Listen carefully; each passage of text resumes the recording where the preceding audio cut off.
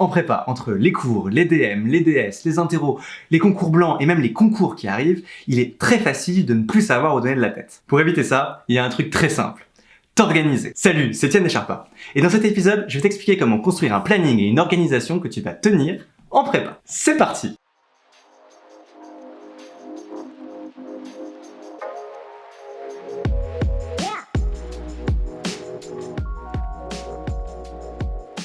Pour bien t'organiser, c'est très simple. Tu vas avoir besoin d'un planning qui prévoit absolument tout ce que tu vas faire dans tes journées. À la fois les cours, le temps incompressible où tu dois dormir, manger, un tout petit peu te détendre, mais vraiment un tout petit peu, et le temps que tu passes dans les transports, ainsi que tes loisirs. Grâce à lui, tu vas pouvoir allouer parfaitement ton temps pour travailler intelligemment afin que chaque journée te fasse avancer.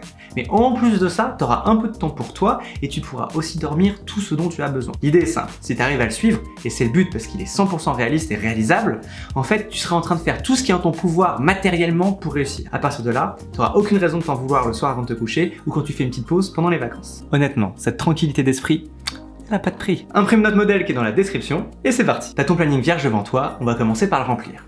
Commence par inscrire tes cours, ensuite bloque tes repas, tes petits moments de détente et ton sommeil. Pour le déjeuner, je te conseille de prendre 1 heure, 45 minutes pour tes dîners. Pour tes temps de détente, prends 45 minutes à 1 heure par jour. Pas plus, parce que sinon, t'auras pas le temps de faire tout ce que t'as à faire. En revanche, pour tenir sur la durée, il est indispensable que tu t'accordes un soir par semaine. Fais-moi confiance, ça va te donner la patate. Dernière chose, ton sommeil. La croyance qu'on peut réussir sa prépa en dormant 4 à 5 heures par nuit est absurde. Tu as besoin de dormir pour imprimer et mémoriser tout ce que tu vois dans la journée. La majorité des étudiants en prépa sont en déficit chronique, et c'est une énorme erreur. Ça conduit à un cercle vicieux que je t'explique tout de suite. La classique. Il est tard le soir et tu fais « Allez, encore un exercice ». Résultat des courses, tu vas te coucher super tard. Le lendemain matin, t'auras la tête dans le cul. Forcément, tu passeras à côté de la moitié des infos en cours. Donc, le soir, tu devras faire un effort supplémentaire pour rattraper ces infos.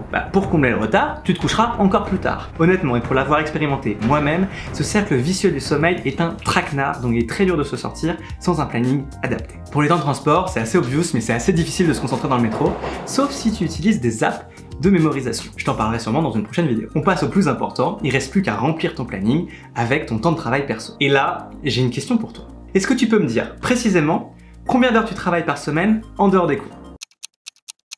Ouais, c'est bien ce que je pensais. Comme la majorité des gens qui arrivent en prépa, t'en as aucune idée. En fait, pour que tu saches, en moyenne à la sortie du lycée, les gens travaillent 20 à 30 heures par semaine. Alors tu peux avoir l'impression que c'est beaucoup parce que effectivement, quand on est au lycée, c'est vraiment un gros rythme. Mais en fait, comparé à la charge de travail nécessaire pour réussir en prépa, 20 à 30 heures de travail perso, c'est largement insuffisant. Je te rappelle que tu prépares un concours, que d'autres personnes se préparent aussi et que les meilleurs sont à des rythmes bien plus élevés. Allez, assez de suspense. Voici les rythmes que je te recommande en bisu et en carré en prépa. Roulement de tambour. L'objectif en bisu, c'est que tu sois à 40 heures de travail par semaine.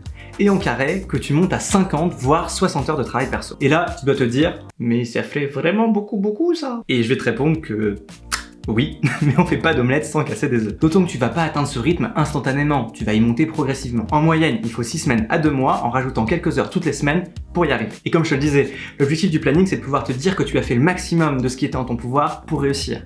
Donc forcément, si tu fais 15 heures toutes les semaines, bah tu fais pas le max. Là, objectivement, si tu es entre 50 et 60 heures de travail perso par semaine en carré, tu seras vraiment en train de faire le max. Je finis par un petit exemple pour te convaincre à ce sujet.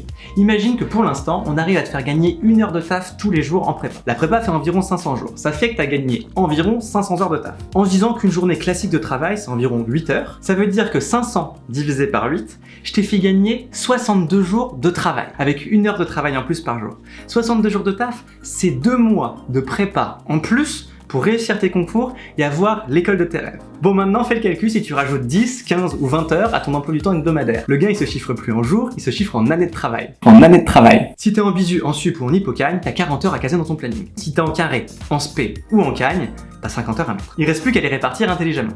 Pour ça, on va adopter une clé de répartition super simple qui fonctionne de 3 choses. Les coefficients de chaque matière au concours, la fiabilité de chaque matière au concours, et ton niveau dans chaque matière. Pour les coefficients, c'est super simple, choisis ceux du groupe d'écoles ou des écoles que tu vises. Pour la fiabilité, en fait, ça dépend vachement de la matière. En général, il existe 3 types de matières. Les matières qui sont très fiables, les matières qui sont à palier, c'est-à-dire qu'en fait, tant que t'as pas maîtrisé la méthode, tu sais pas faire, donc t'es pas fiable, et les matières vraiment pas fiables du tout, ou c'est super aléatoire.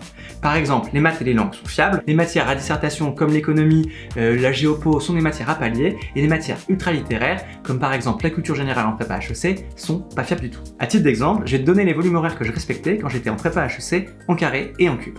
C'est ce qui m'a permis de passer de mineur à major en prépa. D'ailleurs, si t'es pas au courant, j'ai aussi fait une vidéo sur ça.